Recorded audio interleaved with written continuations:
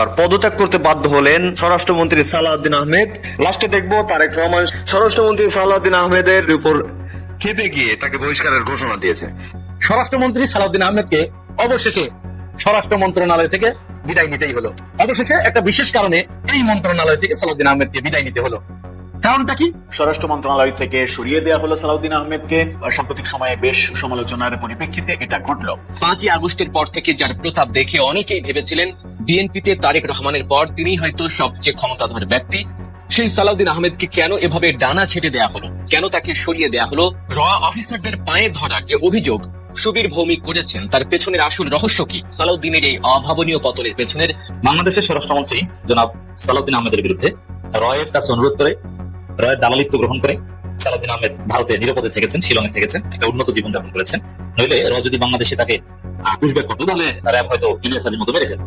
তারা তাকে বাঁচিয়েছে, যার ফলে সালাউদ্দিন আহমেদ রয়ের দাসত্ব গ্রহণ করেছেন। জনাব সালাউদ্দিন আহমেদকে সরিয়ে নেওয়া হলো স্বরাষ্ট্রমন্ত্রীর পদ থেকে। সেই পদে নিয়োগ করা হয়েছে জনাব শহীদউদ্দিন চৌধুরী এনিকে এবং রাষ্ট্রপতি বানানো হয়েছে মির্জা ফখরুল ইসলাম আলমগীরকে। সালাউদ্দিন আহমেদকে অবশেষে স্বরাষ্ট্র মন্ত্রণালয় থেকে বিদায় নিতেই হলো। 12ই ফেব্রুয়ারি নির্বাচনের পরে বিএনপি নেতৃত্বাধীন জোট যখন সরকার গঠন করেছে, তারপর থেকে স্বরাষ্ট্র মন্ত্রণালয়ের দায়িত্ব দেওয়া হয়েছিল সালাউদ্দিন আহমেদকে। এই দায়িত্ব প্রাপ্ত হবার পরে তিনি তার নিজের মন্ত্রণালয়ের চেয়ে বেশি সময় ব্যয় করেছে অন্যান্য মন্ত্রণালয়ে। নাক গলিয়েছে, কথা বলেছে, ব্রিফ করেছে। আর এই সময়ের ভিতরে দেশের আইন শৃঙ্খলা পরিস্থিতি ক্রমান্বয়ে খারাপের দিকে গিয়েছে। অনেক গুঞ্জন ছিল যে কোনো মুহূর্তে সালাউদ্দিন আহমেদকে এই মন্ত্রণালয় থেকে অন্য মন্ত্রণালয়ে বদলি করা হতে পারে। অবশেষে একটা বিশেষ কারণে এই মন্ত্রণালয় থেকে সালাউদ্দিন আহমেদকে বিদায় নিতে হলো। কারণটা কি?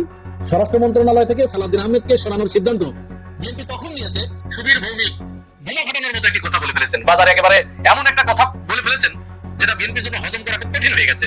কি বলেছেন সুবীর ভৌমিক? এখন আমরা সুবীর ভৌমিকের এই কথাটুকু আগে শুনে দেখি। এত ভয় কেন? সারাদিন সে বড় বড় কথা বলেন, আমার নাম করে হইচই করেছে, আমি শুনেছি। হ্যাঁ, সুবীর ভৌমিক এই বলেছে। সুবীর ভৌমিক যে প্রশ্নটা তুলেছে এটার উত্তরটা দাও না মিয়া।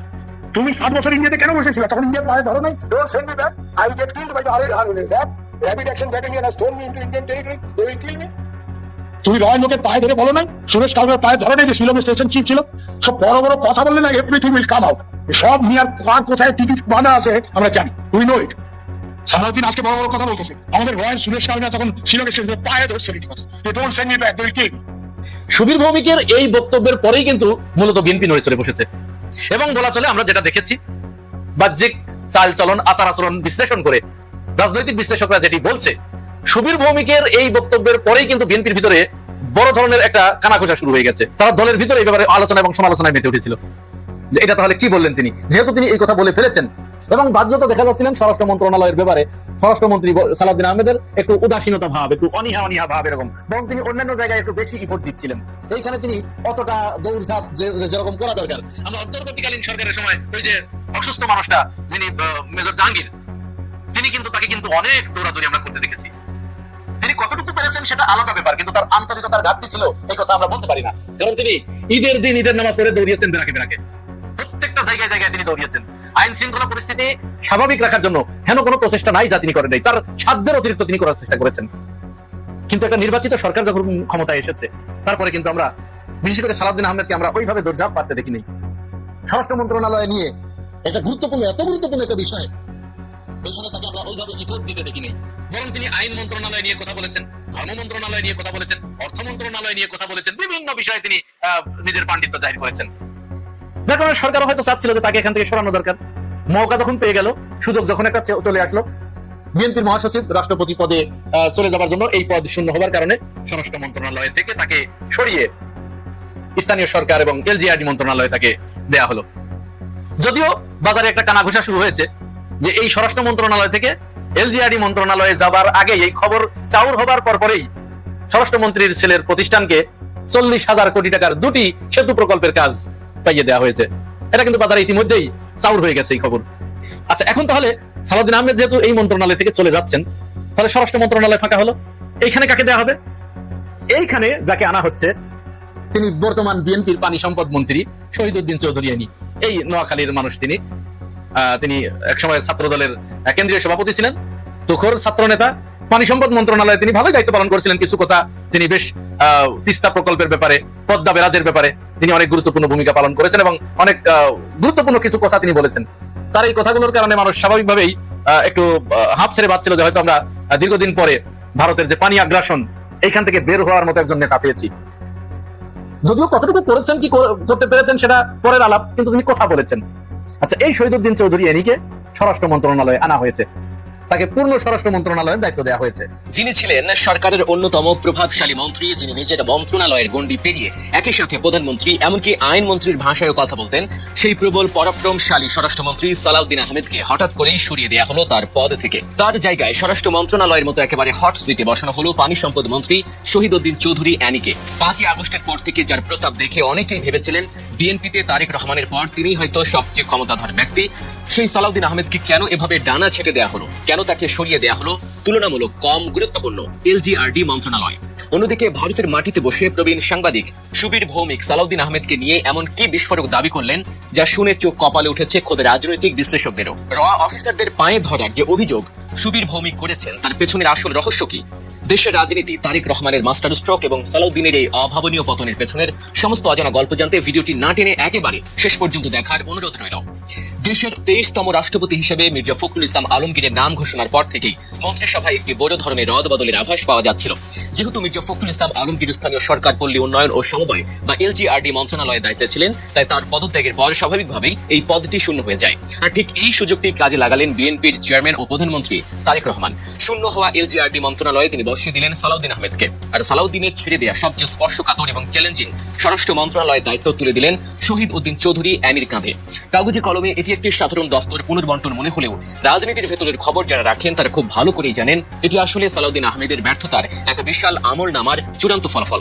5ই আগস্টের ছাত্র জনতার গণঅভ্যুত্থানের পর যখন নতুন সরকার গঠিত হয় তখন স্বরাষ্ট্র মন্ত্রণালয়ের মতো এত গুরুত্বপূর্ণ পদে সালাউদ্দিন আহমেদকে বসানো নিয়ে দলের ভেতরেই চাপা ক্ষোভ ছিল।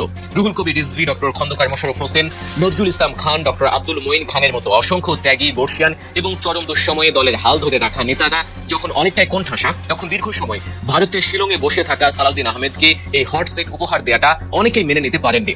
তারপরেও মানুষের একটা প্রত্যাশা ছিল হয়তো তিনি তার কাজের মাধ্যমে এই পদ প্রাপ্তির যৌক্তিকতা প্রমাণ করবেন, কিন্তু বাস্তবে ঘটল ঠিক উল্টোটি। বিগত 6 মাসে দেশের আইন শৃঙ্খলা পরিস্থিতির কোনো দৃশ্যমান উন্নতি তো হয়নি, বরং সব যেন কেবল অবনতির দিকেই গেছে। দায়িত্ব নেওয়ার পর থেকে তার সামনে সবচেয়ে বড় চ্যালেঞ্জ ছিল দেশের আইন শৃঙ্খলা পরিস্থিতিকে উন্নত করা, চাঁদাবাজি বন্ধ করা, সন্ত্রাসীদের বিরুদ্ধে কঠোর অবস্থান নেওয়া এবং অবৈধ অস্ত্র উদ্ধার করা।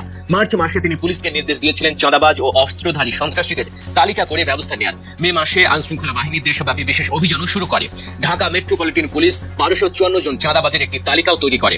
বলা হয়েছিল চাঁদাবাজ যে দলেরই হোক, যত প্রভাবশালী হোক, কাউকে ছাড় দেওয়া হবে না। কিন্তু কয়েক মাস পর যখন সরকারকে আবারও দেশব্যাপী চাঁদাবাজদের বিরুদ্ধে অল আউট অভিযান চালানোর ঘোষণা দিতে হয়, তখন স্বাভাবিকভাবেই প্রশ্ন ওঠে সালাউদ্দিন আহমেদের আগের উদ্যোগগুলো তাহলে কতটা কার্যকর ছিল।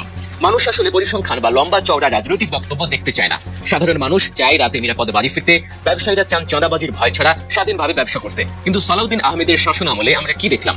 দলের নাম ভাঙিয়ে একদল সুবিধাবাদী মানুষ সারা দেশের চাঁদাবাজি, দখলবাজি আর সন্ত্রাসের রাজত্ব কায়েম করলো। আর স্বরাষ্ট্র মন্ত্রণালয় থেকে কেবলই ফাঁকা আওয়াজ দেয়া হলো যে আইন শৃঙ্খলা পরিস্থিতি সম্পূর্ণ নিয়ন্ত্রণে আছে। একটি হত্যাকাণ্ডের পর আসামি গ্রেফতার করার চেয়ে সেই হত্যাকাণ্ডটি যেন ঘটতেই না পারে সেই পরিবেশ তৈরি করাই স্বরাষ্ট্রমন্ত্রীর মূল কাজ। কিন্তু পুলিশ প্রশাসনের উপর তিনি কোনো কার্যকর নিয়ন্ত্রণ প্রতিষ্ঠা করতে পারলেন না। এই চরম ব্যর্থতাগুলো কখনোই তারেক রহমানের নজর এড়ায়নি। নির্বাচনের আগে এবং পরে তারেক রহমান অত্যন্ত স্পষ্টভাবে একটি বার্তা দিয়েছিলেন। তিনি বলেছিলেন তিনি সকল মন্ত্রণালয়, সকল মন্ত্রী এবং এমপিদের কাজের উপর কড়া নজর রাখছেন। কে কেমন পারফর্ম করছেন, কার দ্বারা মানুষের কতটুকু উপকার হচ্ছে, তার সবকিছু রিপোর্ট তার কাছে যাচ্ছে। তারেক রহমান প্রমাণ করে দিলেন দলে কেউ অপরিহার্য নয়। ব্যর্থ হলে, কথা দিয়ে কথা না রাখতে পারলে তাকে যে সরে যেতেই হবে। সালাউদ্দিন আহমেদকে স্বরাষ্ট্র মন্ত্রণালয় থেকে সরিয়ে দিয়ে পুরো দেশের রাজনৈতিক অঙ্গনে সেই কঠোর বার্তাই যেন দিয়ে রাখলেন তারেক রহমান।